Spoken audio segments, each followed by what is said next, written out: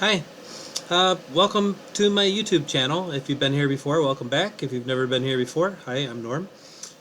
Just want to talk today, I think, about some of the other ways that it sucks to be a paraplegic. It's no fun, not a good thing at all. Don't recommend it. You know, there are many different things that you can do in life. Being paraplegic is probably not one of the ones people would prefer to do, including me. But anyway, before I go on with some of the things I wanted to talk about on that, I have some exciting news about my writing. Um, you might know that I'm an author of a bunch of books, um, and when this happened to me, when I became a paraplegic, it opened up a whole new story for me, a whole new genre where I wrote 21 short stories having to do with disability. And if this hadn't happened to me, I would never have thought of writing those stories. So it's, I guess, in a way, a good that it happened to me for the benefit of those stories. Wish it hadn't, and maybe I'd been just as happy not to have the stories. But now I've got them, and I wrote them, and I started submitting them to magazines for their consideration. And it's not easy to get magazines or book editors, I'm sorry, book publishers to accept writing. There are just so many people that submit things to them. And you have to find the right magazine. You have to find the right agent. You have to find the people that want to read and think that they can sell. Get other people, to read what you wrote. So you may have written a very very awesome piece, but if they don't see a way that they're going to get readership, doesn't matter how awesome it is. It's all whether or not it's going to be popular and something that they're intrigued by and they enjoy it. So finding magazines for it is not an easy process. But the good news is, last week I received from Amazing Stories, which was the first sci-fi magazine ever in the world, created 98 years ago. I read that sucker when I was a youngster. I was reading that magazine because it was all sci-fi and fun, and I enjoyed it. But anyway, Amazing Stories has accepted one of my stories for publication. I don't know yet when it's going to be published. When it's going to happen. I got the contract from them, and it says anywhere within the next 12 to 18 months. I mean, it could be in a month, but it could be as long as 18 months. That it could appear either on their website or on their written magazine, which goes out, monthly, or it could actually go into an anthology, or all three. Could do any of them, any or all three. And I'm thrilled anyway. Whichever one they want to do. If they do all three, awesome. I love it. So it was, I'm pleased, honored, excited that they accepted my book. And it took a while. Remember when I said it took a while to get answers on things like that? I sent my submission for that, I think in July. Then in August, I got an email saying that it got past the first readers and they've submitted it to their editor for consideration. And then it took another 3 months before it was accepted by the editor. And they accepted it, and then a day later I got the contract after I said, oh yeah, absolutely, I want to do it. So I got the contract the day after that and sent it right back to them. And then the next week, and again, I've been submitting these things for these stories for a while. Um, there's one that I sent in on Friday that I was actually not sending to magazines. It's an 8,000 word short story about the world all turned zombie, and they and this one here, I sent it out on Friday, and just figured, okay, I'm going to start the process with that, and it was accepted the next day. 8,000 words. That's a long, short story, and to have it accepted in one day, and that's by Bewildering Stories, which is like a 24 or 28-year-old sci-fi magazine. Another one that I want, I would, I'm sending them to the ones where I want them to appear on. So I'm thrilled and excited that Amazing Stories and Bewildering Stories, read my short stories, which both of them had the theme of disability in it. And, so having something like that, and then reaching out to something where, the other sci-fi stories, are not going to be about disability. They're going to be, sci-fi and robots and, spaceships and all the other stuff. And I kind of mixed it all up and got disability included with it.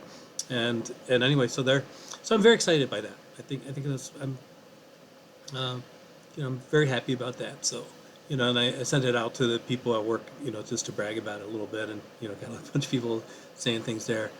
So anyway, I'm getting on to what I want to talk about today. I'm not a normal paraplegic, or I am.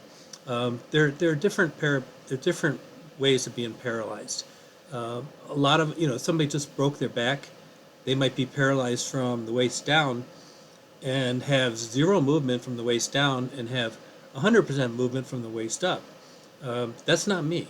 That's not what happened to me. What happened to me was I had problems. My nerves, the myelin sheath around my nerves was destroyed. So my legs get some of the messages from my brains, and my arms and hands get some also. But my damage is from the neck down. I've got problems with my hands. I've got problems with my arms. I've got problems with my legs. So I'm not a quadriplegic. I mean, I'm well better than that, because I can move in my chair. I can get in and out of bed on my own. I can cook and bring in groceries, and I can do stuff. Um, but I am very limited with a lot of things that I can do. My hands, well, first of all, my core. I'll talk about my core first. I need arms on my wheelchair, because my core is not good, and I could easily fall out of my wheelchair. So, and I have twice fallen out of my wheelchair. So I have to be careful. And when I lifted up the arm one day, I was doing something, and next thing I knew, I was on the ground. Not easy to get back in the chair either after that. So so I've got problems with my upper body that some paraplegics don't have, and that makes me kind of afraid of what's going to happen, like with my shoulders. I had shoulder surgery. I can't even remember which one. My left shoulder, I think. And I was swimming at the time. This is before my paraplegia, and I went in. They detached the tendon, and then they had to reattach it. And then I was for 90 days. It took me to recover. Well, not to recover, but I was doing physical therapy and everything during that time. But I was no longer able to swim in the pool. I'm a swimmer in master swim, so I was doing competitive swimming, up until this happened to me. And so anyway, when the surgery happened, it kept me out of the pool for 90 days. The doctor said 90 days. Day number 91, I swam a mile, after having my shoulder operated on. Well, the problem now is, and so that shoulder's fine. The problem now is the other shoulder, my right shoulder. I'm starting to get a little bit of pain in it now, and I was told when I had that shoulder surgery that I would be a candidate for shoulder replacement sometime in the future. Well, if I wasn't in a wheelchair, that would not be as alarming as it is. So when I had a little bit of pain in my right shoulder, I'm worried now about the shoulder surgery, because if you're in a wheelchair, you need your arms. You need them to wheel yourself around. You need them to get in and out of bed. If I have shoulder surgery, I'm going to need a full-time caregiver, to get me in and out of bed, move me around. I'm scared to death of that happening. So I'm very nervous about that now, because I had some pain for the last couple of days in it. So I'm so that's another issue with being a paraplegic, is you have to rely so much more on other people, when you can't do things yourself. Like, another thing that hurt me with this, my fingers, are just a mess. I mean, my arms, I can move my arms pretty well, and I've got biceps still, believe it or not. But when it comes to my fingers, they're just messed up, especially on my left side. I have to keep trying to move things around. Before this happened to me, I was a typist at 70 words a minute, and I did not have to look at the keyboard when I was typing. But now my left finger tends to my pinky finger, and now whoever called it a pinky finger? Why is it called a pinky? I actually looked it up. So it seems like the Dutch made it up. It's the word for finger with them. And in 1808, the Scottish people, okay, that's my tribe, they started using it to describe the little finger, even though technically it's all the fingers. So the pinky came from the Scots, maybe picking on the Dutch. I don't know. I think I'm part Dutch too, so I can pick on both sides. So when it came to drinking tea, they would hold their finger up too, just to, they do their pinky swears and, many things with the pinky. But for me, my problem is my pinky tends to spread out from my hand. So when you're typing, you need to, the pinky, the keys that are important to you with your pinky are the Q and the A and the Z. And if you ever look at the keyboard on your typewriter, most of them, it's called the QWERTY keyboard, and it's because QWERTY. Those are the top letters on the left-hand side, and it was called that. They actually created that back when the typewriters had keys that would go, they would just bang against the piece of paper. They would just be, the keys that would actually move to do it. And if you type too fast, boom, boom, you could get the keys would get stuck on each other, and then you'd have to pull them back down. So they actually created the QWERTY keyboard to slow down typing so that people would not have them get messed up when they were typing. So it's really cool why they did it. But people got really good at it anyway. Me, I was typing 70 words a minute. I was kicking butt on it. So the problem with my left pinky not working and not having good feeling in it either is, the A key is probably your most used key, out of all the keys that you have, and that's on that pinky. So when I'm trying to type, I keep hitting the Q or the caps lock button by accident. So I have to look down at the keyboard, and I'm basically doing the one finger typing that some people, it's all they ever learn to do. But for me, I was well beyond that, and so now I have to do that, and I hate it, because if I'm just typing and I hit the caps lock or something, I might type a sentence and I look up and everything was capitalized. I go, darn it, hate it when it happens. So I lost that ability to do that. With my right hand, I can do a little better, so the numbers on the right hand of the keyboard, I can do those okay, but, even my right hand is screwed up. I can't feel temperature on it. Like when I get a protein drink in the morning, and I'll take one that's warm, warmed out, and I'll put it in the refrigerator and replace it with a cold one. So if I'm not thinking, if I'm distracted, in the morning, I might go, okay, wait, did I put the right protein drink in there? And I'll touch the container with my right hand. I can't tell if it's cold or if it's warm. So I have to take my left hand and touch it and feel if it's cold or warm. It's just another inconvenient, pain in the ass kind of thing that I have to get used to. And I mean, it affected my writing too. I was, before this all happened to me, I was ambidextrous. I had a left-handed glove, I had a right-handed glove. I could throw with either hand, I could write with either hand. In fact, one time somebody forged my signature on a legal document, and when the police came, they had me they had to write down examples of my writing. So they had a list of like 20 different names of people with Q's and W's and a lot of things, and I was supposed to just write them all down so they would have an example of my writing. And I got down at the bottom. It said on the bottom, it said, "This is my only writing. I testify, blah blah blah." And I go, "Well, no, I actually write left-handed too a lot of times." And they go, "What?" And one of my secretaries was walking by at the time, and they looked up at her and they go, which hand does he write with? She goes, "Whichever one's closest to the pen," which was true. So when this happened to me, I was writing left-handed primarily when this all happened to me, and now I've completely lost the ability to write left-handed because my hand is just so messed up. I can still manage to eat left-handed, like with a spoon or anything, but it's just hard to move things around. I said, so my paraplegia is just not like the normal one where where somebody has full use of those fingers and arms and can do everything they used to be able to do. I don't have that. This it's so much affected so many different parts of my body. Uh, and worse things, are, the inability to reach things. My wife had a nickname for me. She used to call me, and kind of hesitant to put it out there because maybe people start calling me that.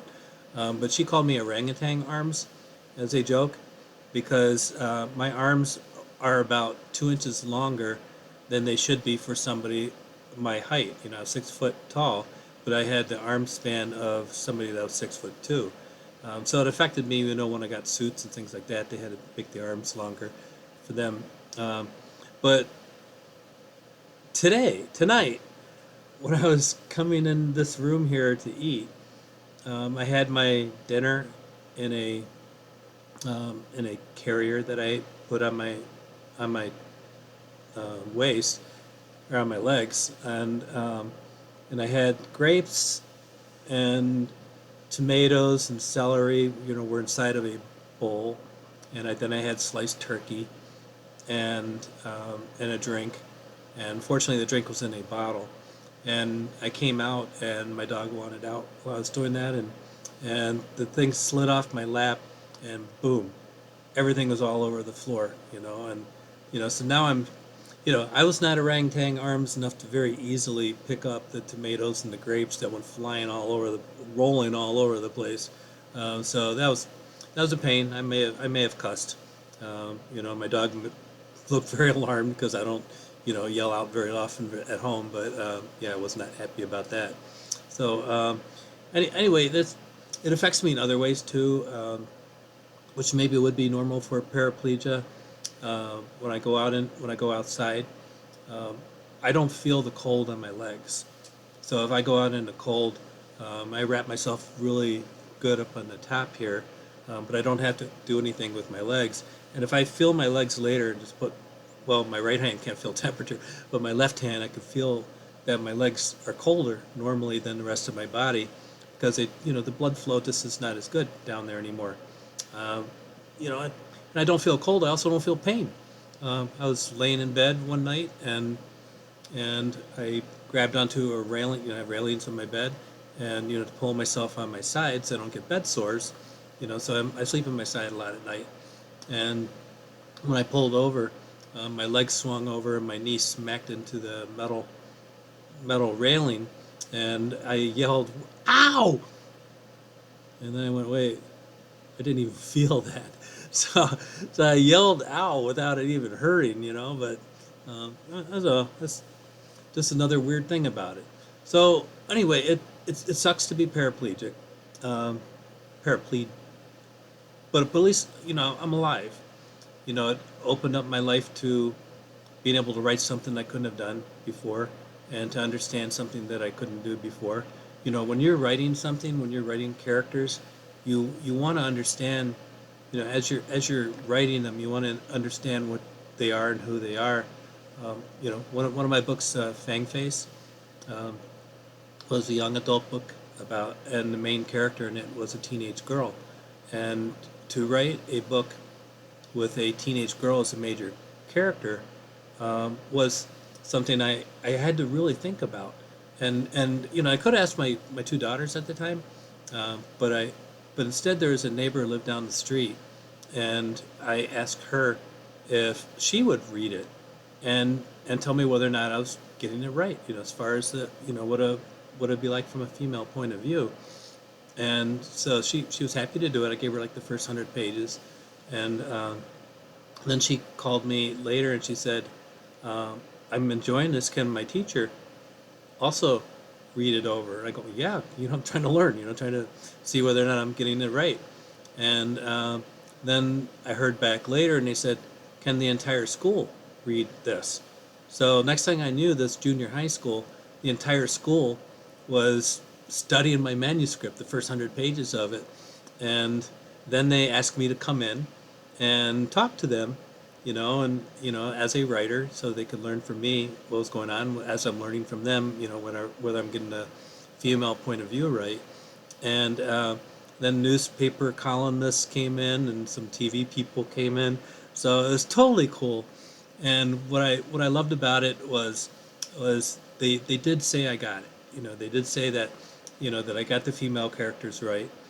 So I had that in its sequel when it came out, was Werewolf, and I was very proud of the fact that I was able to write things, taking into account the female point of view. So with when coming back to my disability books, my stories, not books, but my stories, um, I don't think I could have been able to do this if I wasn't experiencing them myself. So I'm being published now by two of the best sci-fi magazines out there, um, and this wouldn't have happened if I hadn't been paralyzed. So some good comes out of it. So anyway, I just wanted to talk about all that this time and stay out of politics this time. So I hope you enjoyed that. If you want to check out my writing, go to my website, www.normcowie.com. That's COWIE. And you can look up my books on there and go on the links to get into Kindle or Amazon or anything like that. So anyway, thank you very much for watching, listening, and take care. Have a great Christmas. Oh, I think I'm going to have another video before that. So take care.